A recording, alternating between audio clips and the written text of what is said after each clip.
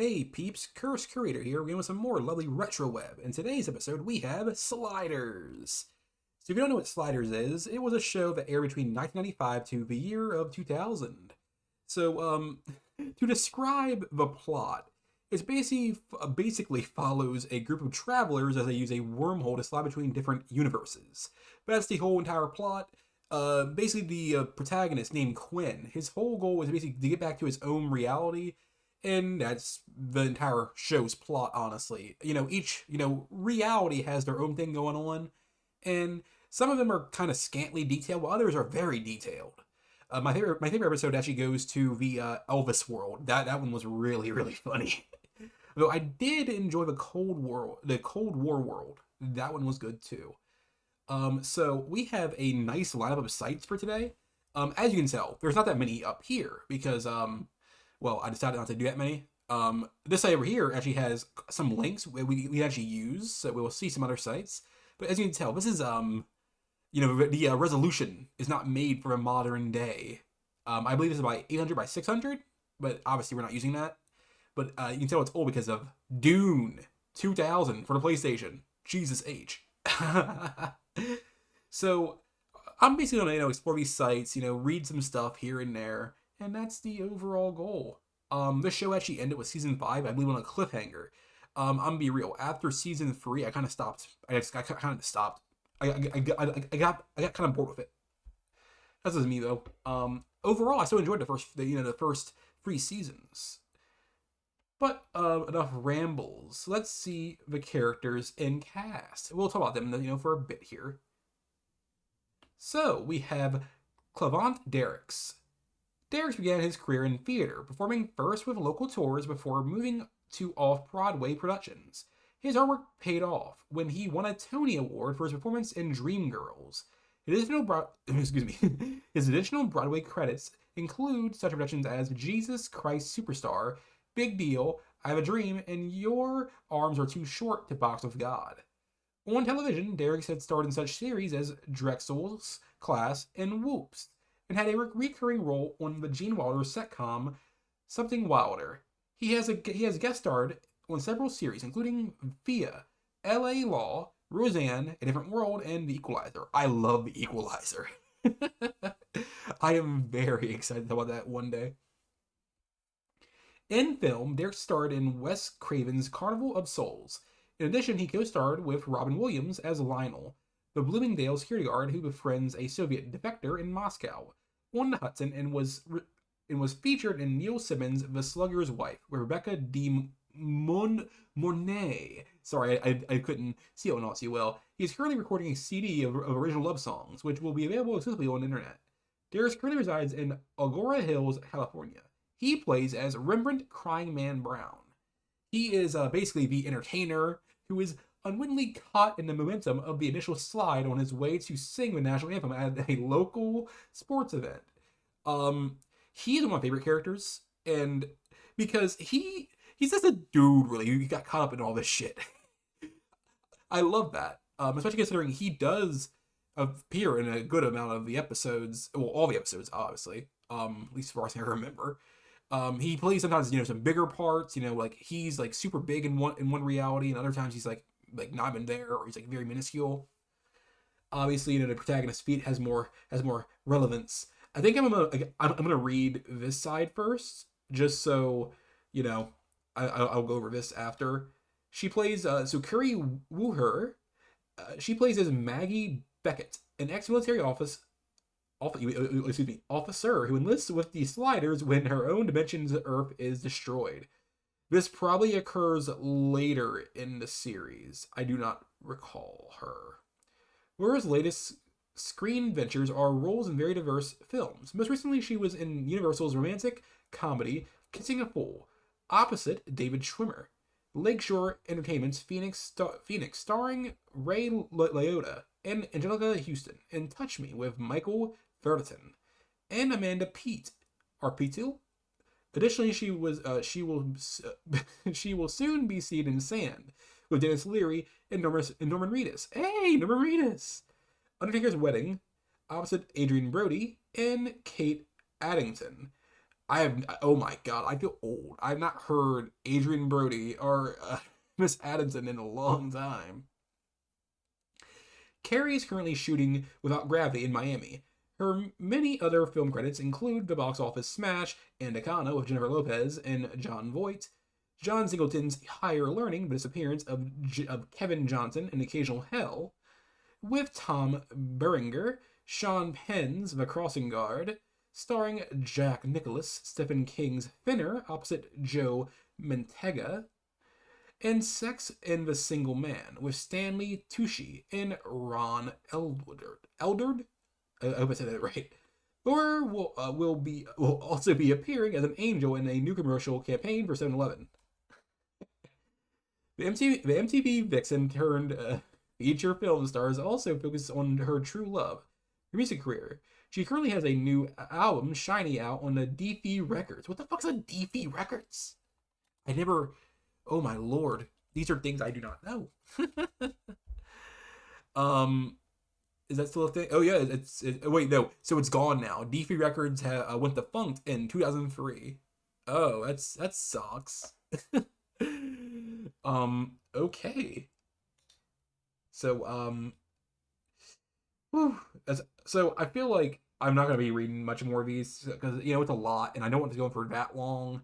When it comes to like something like this, I feel like it should be kind of shorter. But I'll always slow down this a little bit. But I guess I will read out this one. He's a protagonist. He deserves a bit more of a reading. Robert Floyd as Mallory, a young man whose future is determined when a sliding vortex accident leads him to join the Sliders. Isn't his name Mallory Quinn? I believe that is his name. Am I misremembering?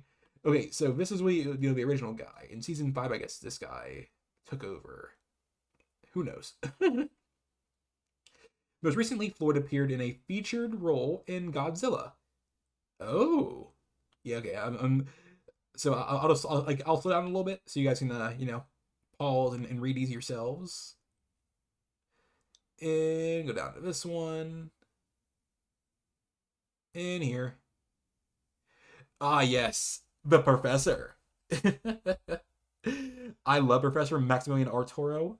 Or just the Professor, as he's just commonly called in the show.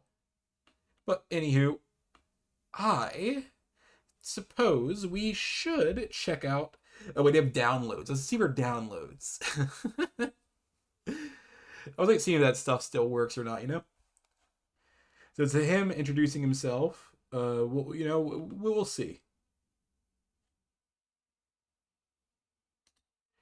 Actually, I'll take this over here on my other monitor, and I'll see what like plays through. Okay, no, it's goes for an FTP server, which means it's all dead, all of it. That sucks. Ooh, will be Pop Tart 9. You can call me Steve. Let's chat now, guys and girls. Ooh, it went somewhere. Oh no, the chat room's dead, guys. So let's check out the episodes. Or just a click away. I love the ads, man. It's taking me back to the good old days. Let's see season 1, of course.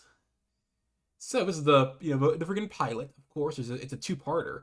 Most pilots these days are just a 1-part, obviously. Quinn Mallory, a physics graduate student, discovers the holy grail of physics, travel to parallel dimensions of the same Earth.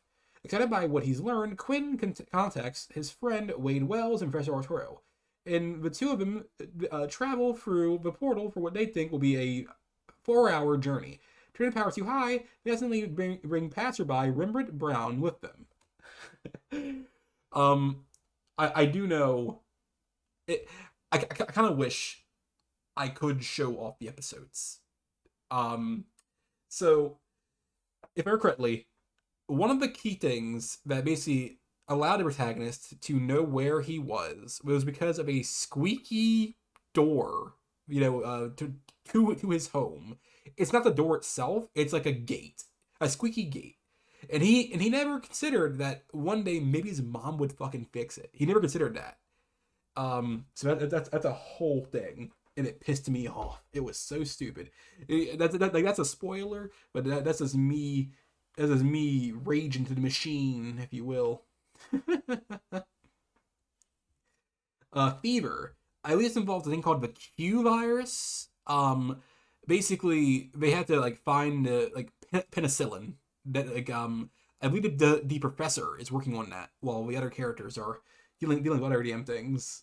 Um, might be thinking like a whole different episode though.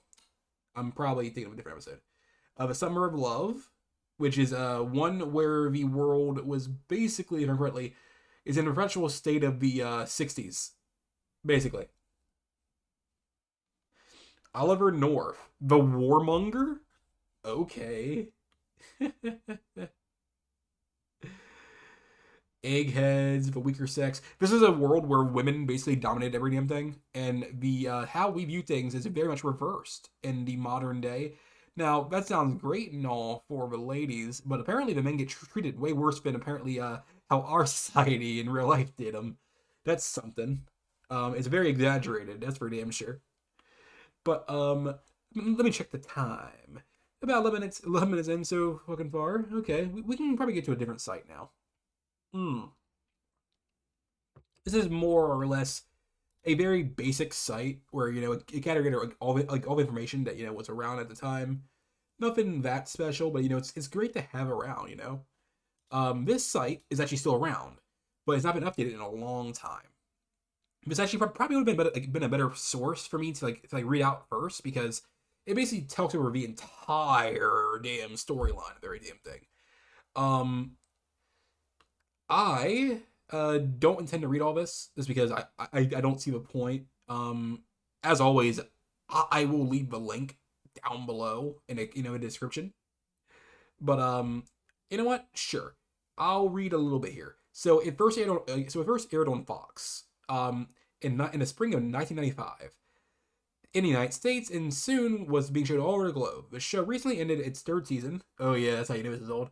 The first as a full season, and was summarily canceled by Fox Universal. The production company that films the series shopped the show to the Sci-Fi channel, which picked up the series for 22 episodes. I can word, I swear to God.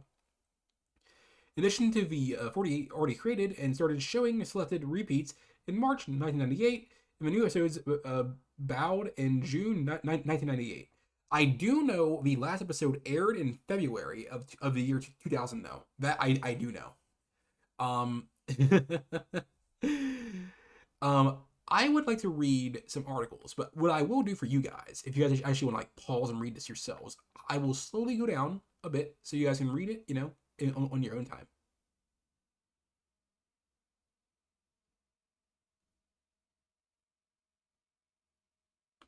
There you go. It may have been a little fast there for a little bit of it, but you'll live. So we have some articles here, and I would love to read these articles.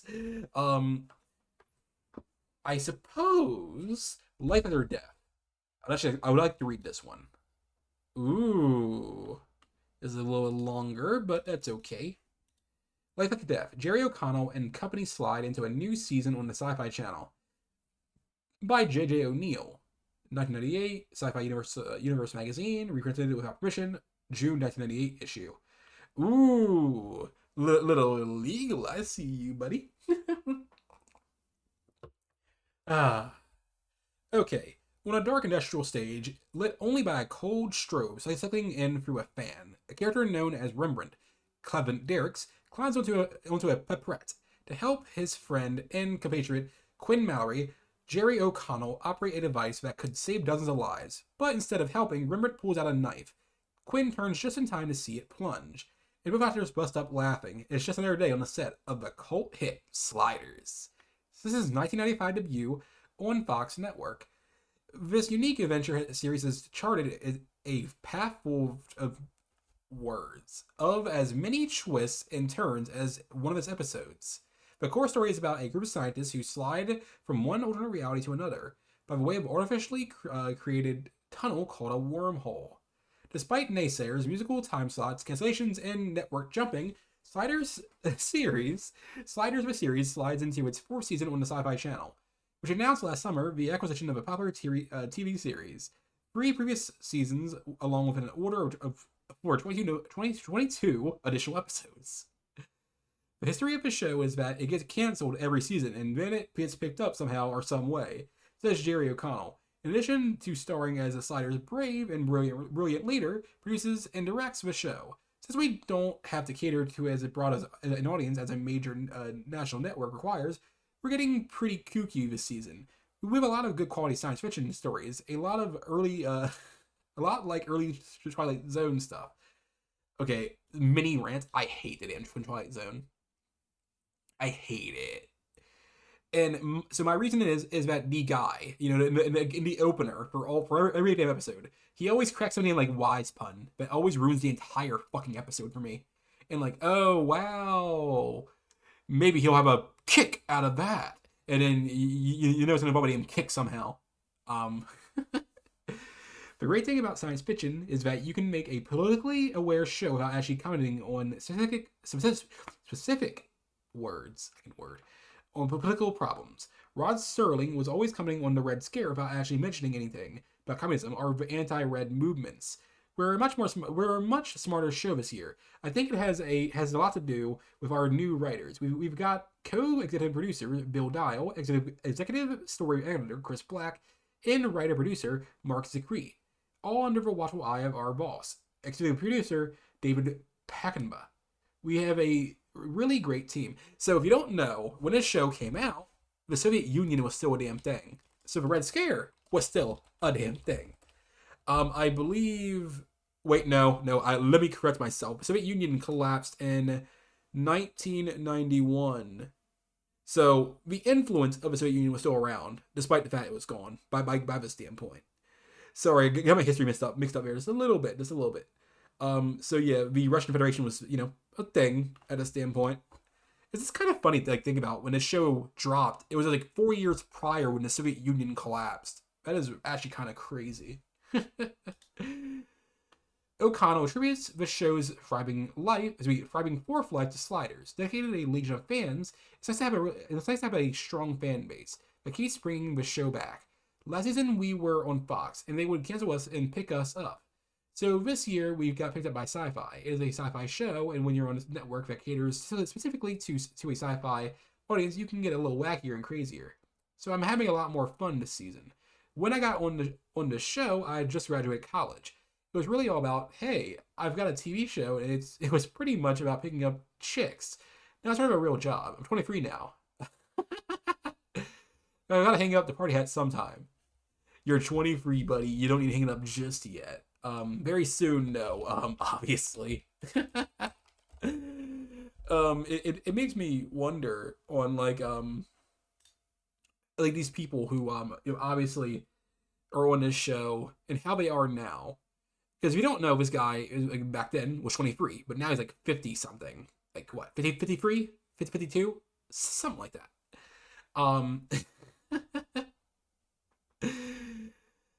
You see, this season, O'Connell represents a triple threat: directing, producing, and starring in the show. He likens the boot camp of the entertainment industry. O'Connell rushes the challenge, comparing it to having a grown-up job.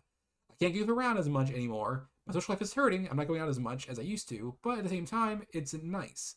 It's a lot more work than I have ever expected. My experience with producers have been slightly have been pretty much expenses accounts and cell phones. When you try and reach them, they're usually at the gym.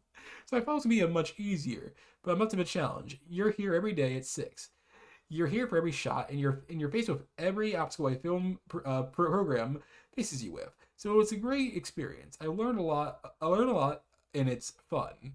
I went to NYU Film School, so I've been hoping for this for a while. 4 seasons have gone by, cast members have changed, our producers have changed, our channels have changed. It's nice that since I've been here, since the inception, they've thrown me a bone. I mean, you're doing 3 damn things, oh hell yeah, they tossed you a major bone. It makes me want, like, I'm gonna look him up real fast. I'm kind of curious if he's still actually acting or not. It seems that he is. Good for him. I am very impressed.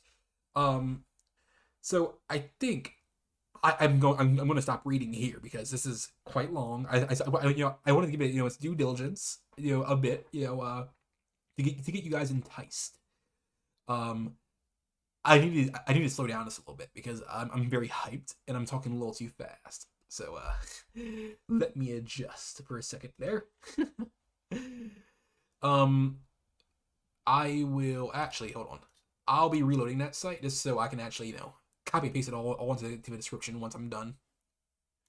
But let's go to our next site. Hey, Futurama.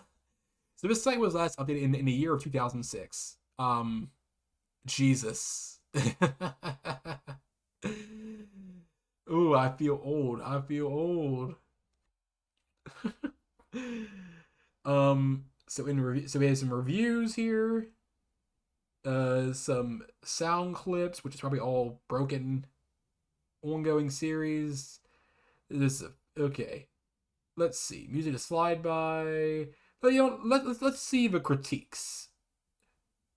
Okay, this is for the pilot, and these are kind of short, so we'll actually read these. We don't actually need to read this. We already know what the pilot's all about. Fortunately, it does show us some little clips here. Well, like not clips, but like pictures. Review. I think this is probably the best pilot episode I've ever seen for any show. The plot was so original, and the concept was simply incredible. The actors have played the lead characters, executed them their parts beautifully. John Rhys Davies, who has always been an exceptional actor, played the part of Maximilian Arturo just the way the character was intended to be. Cautious, pompous, and brilliant. Exactly. Jerry O'Connell has been in the business from a very young age. Played a part of Quinn Mallory, the character was supposed to be adventurous, caring, and also very brilliant. And Jerry acted that part wonderfully. Jesus. Sabrina Lloyd played the adventurous and optimistic Wade Wells. She pulled the character off great, and her acting was excellent. Finally, Clement Derricks played Rembrandt Brown, a washed-up R&B star who accidentally slid with the rest.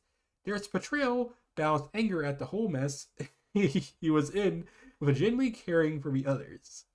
The special effects for the Vortex are to be commended as well. Co-producer Robert K. Weiss helped develop the look of the Vortex, and John Ellison created the original effects for it. These effects were also for 1995. Without the Vortex, the show wouldn't have worked. The look of the inside of the Vortex is a little cheesy, but not bad at all. It might have looked better if they didn't show the people inside of it. Oh, most definitely. But you kind of need that effect, of course. You kind of do. The settings were also great. The show was originally shot in Canada, so the scenery is beautiful. The show was filmed very, very professionally, and it seemed like you were watching a movie, not a television show. The supporting actors in the episode were just as good in their roles as the lead stars. Linda Henning was an excellent choice for the role of Mrs. Mallory. Jason Gaffney played the role of a druggy rocker, Conrad Benish Jr. with a hilarious personality. And who can forget Alex Brushowski as Pavel Konovalov, the hapless cab driver. Our heroes end up sliding into a world where Russia won the Cold War, I can word, and America is now a communist country. This was simply a brilliant idea from Tracy Torm. I was in awe when I saw the soldiers executing people on the streets of San Francisco for doing nothing wrong. A final thought. A great episode, one of the best, and richly deserving. It's 4 out of 4 stars. When I do start doing reviews on TV shows, I am very excited because as you know, I score out of 10, and that's how I do it for the movies. That's how I'm gonna do it for the shows too. One quick little bit of water.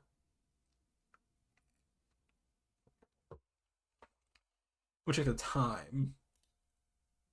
Okay, 24 minutes in. We'll read one more. We'll skip ahead to the breeder. Why not? Oh, this is a long one. Let's go up here.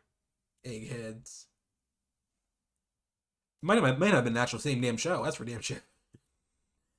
In this parallel dimension, intellectual agility is revered above physical prowess. With the possibility of this Earth's Quinn and Arturo have also unlocked the key to sliding.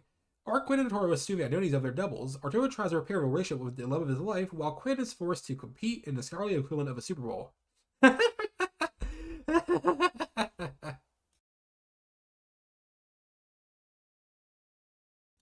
That was oh boy. Chalk up another very score for the first season. This was one of the best episodes of all year, as with the last days in the pilot, the concept and the acting were first rate. The sliders land on an Earth where Quinn and Arturo are admired for their scientific achievements, as a top basketball player would be here.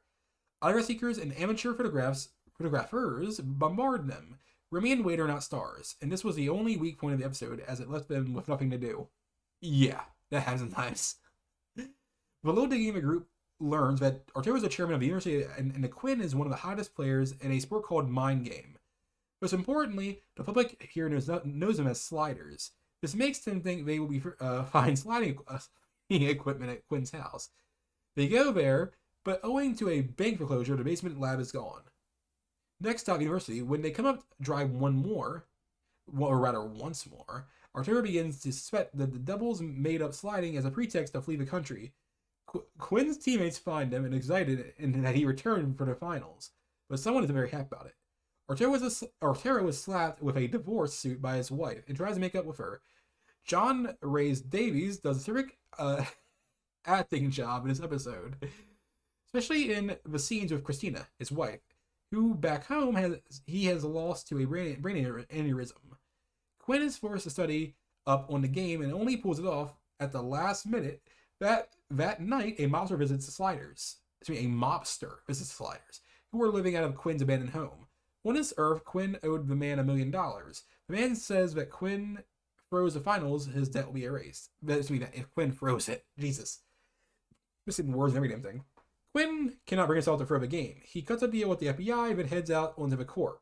Meanwhile, Arturo has slightly patched up things with Christina and leads a videotape for his double to watch if he ever comes back. Back to the mind game, which Quinn has finally gotten hang of, he gets the team light years ahead, then tells the coach to keep a certain player out, who we learn is partners with a gangster. Bugs chases him to the roof, where he reunites with the others and delivers the Mafia into waiting hands at FBI. Sliders then open up a vortex in midair and step out the building into the next world. Again, this was a superb episode. Peter Spilos did a fantastic job in the role of the Latin-spouting mobster. I also liked the cameo by the X-Files' William D. Davis. Final thought. A highlight of the entire season, definitely worth 4 out of 4 stars. Interesting. Okay, that's enough me slipping and tripping over my words. Final sight, and then we're heading out for today. Again, I apologize. I'm working on my speech. It's a journey. So, this site is a simple fan site, of course. You can go to the website. It has the old Amazon page, Universal, free giveaway, typical stuff. I believe. Oh yeah, this is Mr. Clement Derek's site. If you guys want to, we'll see it real fast. Just check it out. Check it out. Oh, it seems to still be around.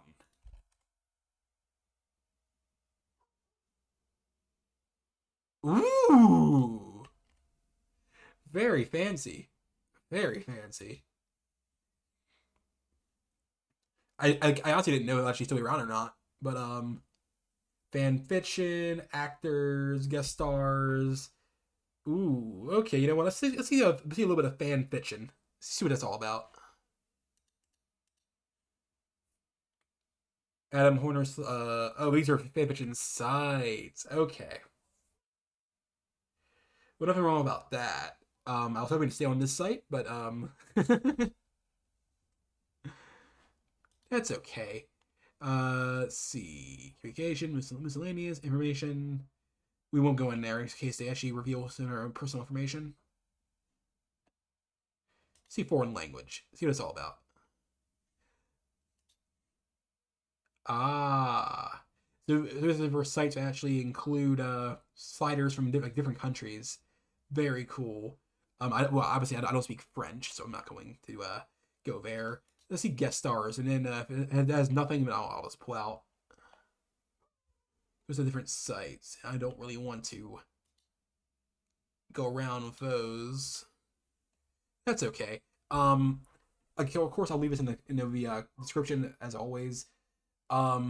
This was a journey. I was very stumbly. I feel bad about that.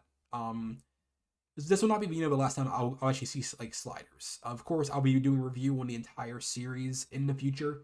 Very far in the future. This is like in the 90s, of course, for my whole damn journey. For the next episode of Retro Web, we'll be going back to either anime or to RPGs. Probably RPGs. But I hope you guys enjoyed it, even if it was sloppy and kind of bad. But see you guys next time. Please like and subscribe for more. See you guys later.